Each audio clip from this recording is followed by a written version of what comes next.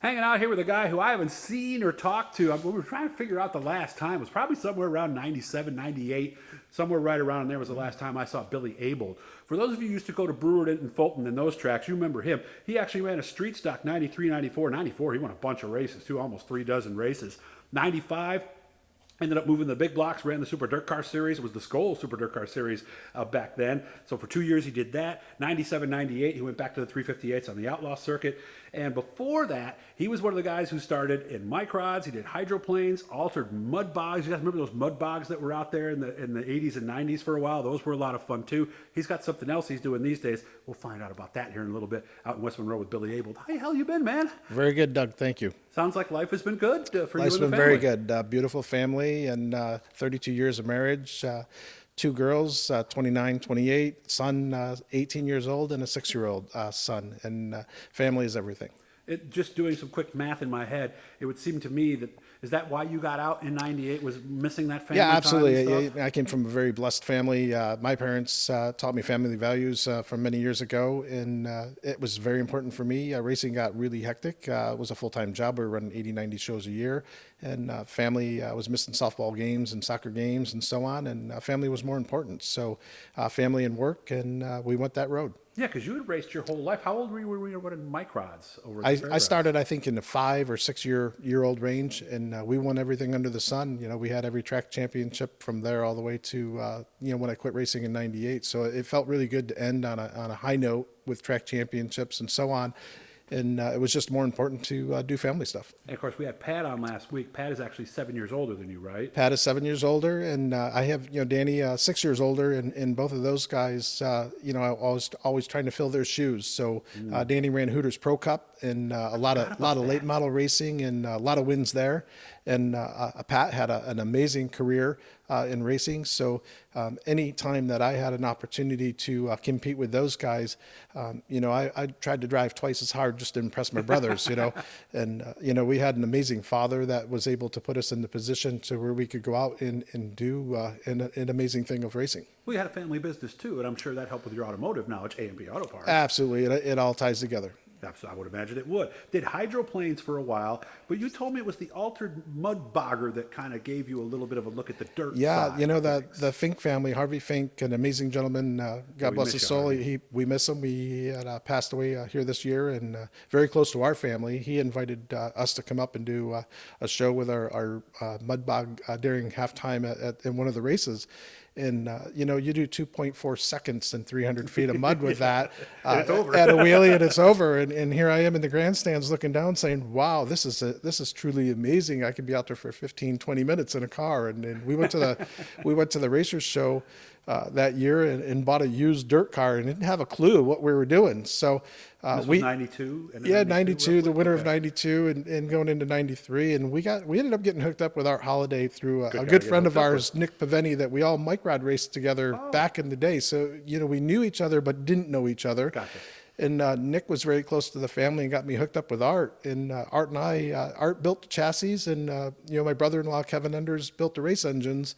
And we put a really good package together with my father. We read the rule book and really tore it apart and went after a small cubic inch motor with the weight rule that they had, and had an ultralight car, and we ended up having 34 wins that season. So it was pretty amazing. And this is a story. A lot of you guys who know me have heard me tell this story many times, because I remember when I first found out Billy was doing this. Turns out it was an old 264. Somehow they got that up to 300 cubic inches. And back then it was 9 pounds per cubic inch. So do the math in your head, guys. 355 versus 300. You had, what, a 500-pound weight Yeah, break we almost. we were that car was dominant until we got to Utica, Rome, where we just didn't have enough Well, even Fulton, engine. it wasn't as good, was It wasn't as good, right? But we won. Brewerton, it was the setup, right? At Brewerton, I think we won every feature event at Brewerton. Fulton, we won 8, 9 shows there.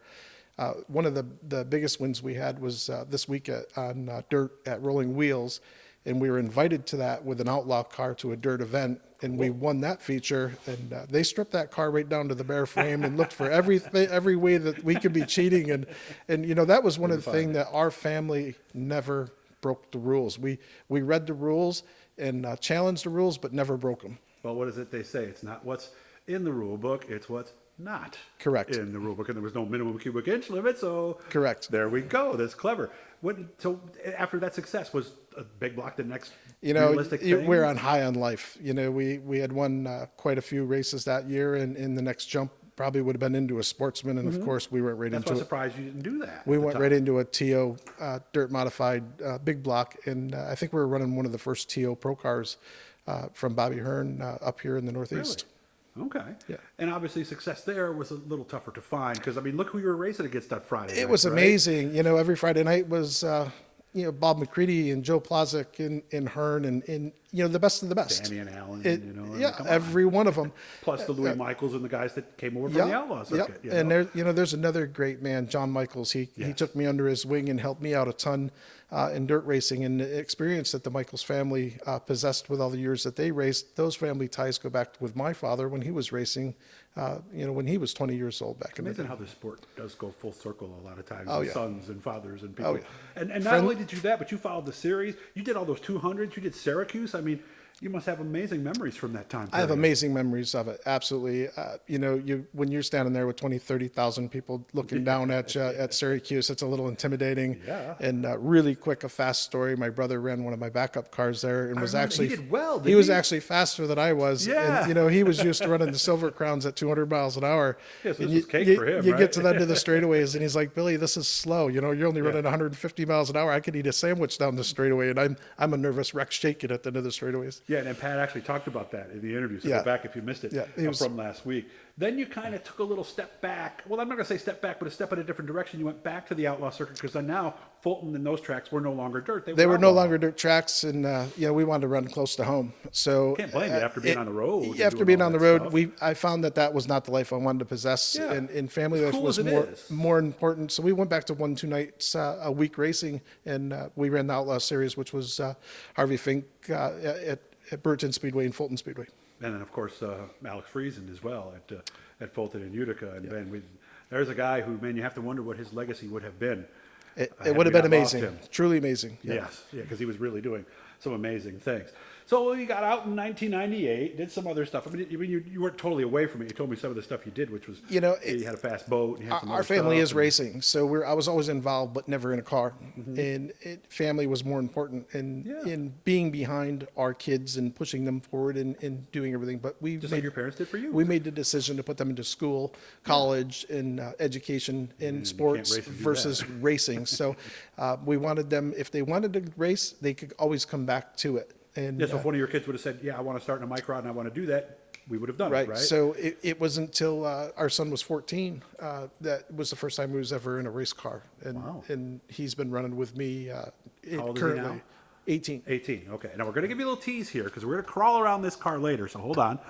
This is what Billy has been driving these past few seasons. And yeah, that's a Porsche 911. Okay.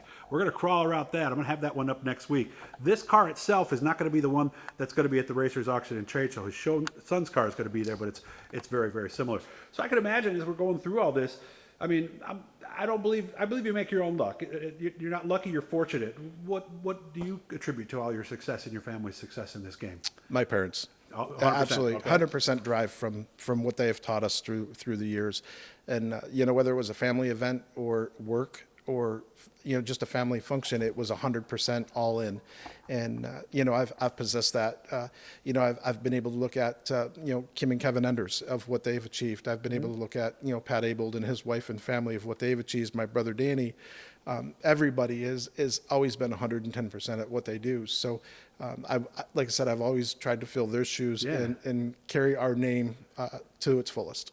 Well, I wish you all the best, man. Again, we're going to crawl around this car in a little bit, so make sure you come back next week. I'm going to air this right before the show. You can see what this 911 Porsche looks like up close. Hit the blue E, that'll subscribe, you guys. Every time we're talking to somebody cool, we're learning, we're expanding, we're trying to do a lot more stuff, not just dirt. So, but obviously that's our bread and butter. Great to see you. Please Thank tell you, everybody Doug. else in the family that I said hi, okay? Thank you.